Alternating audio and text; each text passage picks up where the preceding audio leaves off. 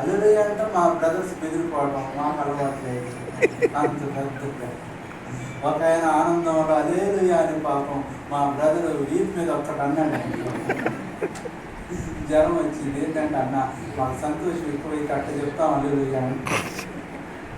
కారణం ఏంటంటే హృదయం ఉప్పొంగిపోతుంది దేవుడు చేసిన కార్యాలు.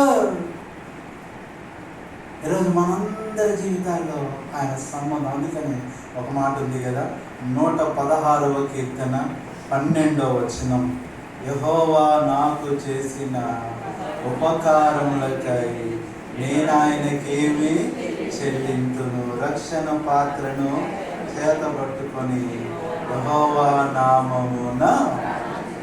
103వ కీర్తన కూడా చూస్తే 1వ వచనం, నా ప్రాణమా యెహోవాను సన్నిధించుము, నా అంతరమును సమస్తమా ఆయన పరిశుద్ధ నామమును సన్నిధించుము, నా ప్రాణమా యెహోవాను సన్నిధించుము, ఆయన చేసిన ఉపకారములలో. ఈరోజు ఒక మాట చెప్పనా అమ్మ, అప్పుడే ఒక రకంగా చెప్పాలంటే మీటింగ్ భలే పెట్టుకున్నారు. సంవత్సరం అంతంలో పెడితే అందరం కలిసి వచ్చింది. మన ఇంట్లో కూడా ఈ సంవత్సరం ఎన్నో కోరికలు, ఎన్నో కార్యాలు దేవుడు చేశాడు. ఈ రోజున ఉపకారాలు మర్చిపోకూడదండి. ఈరోజు దేవుని ఉపకారాలు మర్చిపోవడానికి కారణం ఏంటో తెలుసా? ఇంట్లో ఉప్పు కారాలు ఎక్కువ అవుతుంది. ఉప్పు కారాలు ఎక్కువైతే ఏం మర్చిపోతాం? ఉపకారాలు మర్చిపోయి కోపగించుకుంటాం దేవుని మీద, అలుగుతాం దేవుని మీద, కొన్నిసార్లు మానేస్తాం దేవుని దగ్గరికి రాకుండా.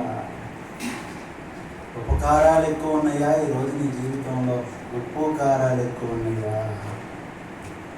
కాబట్టి ఏంటి, యేసు వారితో కూడా, ఆ వారి దగ్గర ఎవరున్నారు? కృపమ్మ గారు ఉన్నారు, కృపారావు గారు ఉన్నారు, సుదర్శన్ ఉన్నాడు.